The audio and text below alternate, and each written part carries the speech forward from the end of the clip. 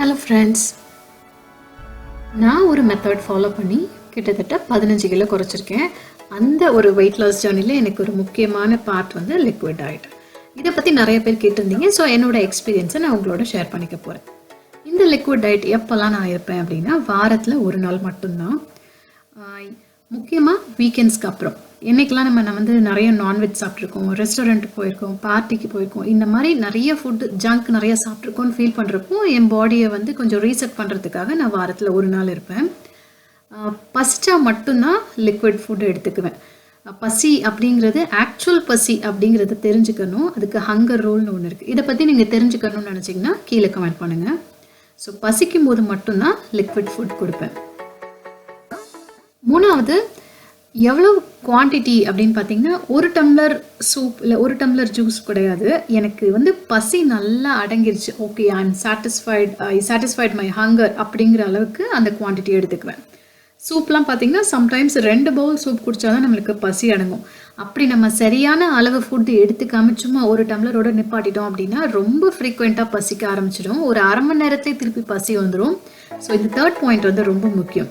யூஸ்வலாக நம்ம ஒரு நாளைக்கு 2 வேளை 3 வேளை சாப்பிடுவோம். லிக்விட் டயட்ஸ் அன்னைக்கு வந்து ஒரு 6 to 7 மீல்ஸ் சாப்பிட்டாலும் பரவாயில்ல. அதாவது 7 தடவை பசிக்குதுன்னா 7 தடவை லிக்விட் ஃபுட்ஸ் எடுத்துக்குவேன்னு அர்த்தம். அடுத்த பாயிண்ட் பார்த்தீங்கன்னா, சன்ரைஸ் டு சன்செட் மெத்தட் தான் நான் வந்து சாப்பிட்றது. சன்செட் அப்படிங்கிறது 5:30 6க்குள்ளே நம்ம டின்னர் முடிக்கணும் அப்படிங்கிறத நான் ஃபாலோ பண்ணுவேன். பட் லிக்விட் டயட் இருக்கிற அன்னைக்கு மட்டும் ஒரு 7-7:30 வரைக்கும் கூட நான் வந்து கொஞ்சம் டைம் எடுத்துக்குவேன். 7:30 வரைக்கும் கூட பசிக்குது அப்படின்னா ஏதாச்சும் ஒரு லிக்விட் ஃபுட் ஜூஸோ இல்லைனா சூப் எடுத்துக்குவேன். முக்கியமாக பட்னியாக இருக்கக்கூடாது. பசிச்சா சாப்பிட்றணும். சன்ரைஸ் டு சன்செட் அந்த குடிக்கும்போது அது வந்து வயிறு ஃபுல்லாக நம்ம சாட்டிஸ்ஃபைடாக சாப்பிட்டுக்கணும். இந்த லிக்விட் டயட் இருக்கிறதுனால எனக்கு நிறைய பெனிஃபிட்ஸ் இருக்குது. முக்கியமாக வந்து என்னோடய வெயிட் லாஸ்க்கு ஹெல்ப் பண்ணுச்சு. இப்போ என் வெயிட்டை மெயின்டைன் பண்ணவும் ஹெல்ப் பண்ணுது.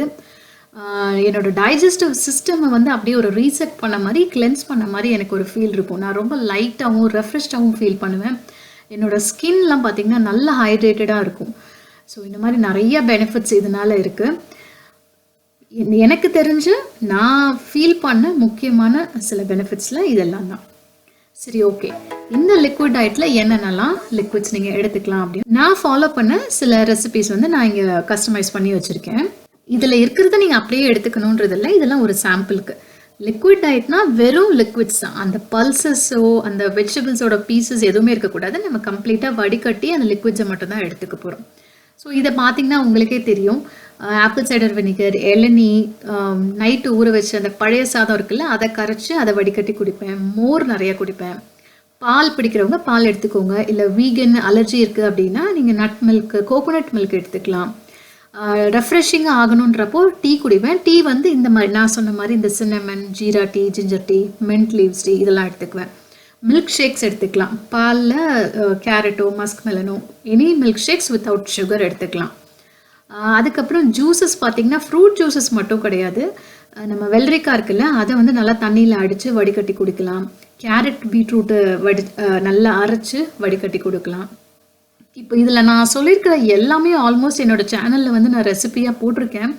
நான் அதோட லிங்க்கையும் டிஸ்கிரிப்ஷன் பாக்ஸில் ஆட் பண்ணுறேன். இஃப் இன்கேஸ் ஏதாச்சும் ரெசிபி உங்களுக்கு தெரியல, உங்களுக்கு ஏதாவது தேவைப்படுதுன்னா கீழே கமெண்ட் பாக்ஸில் வந்து கமெண்ட் பண்ணுங்கள். நான் அதுக்கு ஒரு தனி வீடியோவாக போட ட்ரை பண்ணுறேன். ஸோ இது வந்து நான் ஃபாலோ பண்ணது எனக்கு ஹெல்ப் பண்ணுச்சு. உங்களுக்கு ஏதாவது மெடிக்கல் கண்டிஷன்ஸ் இருக்குன்னா தயவுசெய்து டாக்டர்கிட்ட கன்சல்ட் பண்ணிக்கோங்க. நான் வந்து மெடிக்கல் ப்ரொஃபஷனல் கிடையாது, டாக்டர் கிடையாது, டயட்டிஷியனும் கிடையாது. என்னோட எக்ஸ்பீரியன்ஸை தான் நான் இங்கே ஷேர் பண்ணியிருக்கேன். இதில் வேறு ஏதாவது உங்களுக்கு கொஸ்டின்ஸ் இருக்குது, ஏதாவது டவுட்ஸ் இருக்குது, ஏதாவது ரெசிபிஸ் வேணும்னா ப்ளீஸ் கீழே கமெண்ட் பண்ணுங்கள். தேங்க்யூ.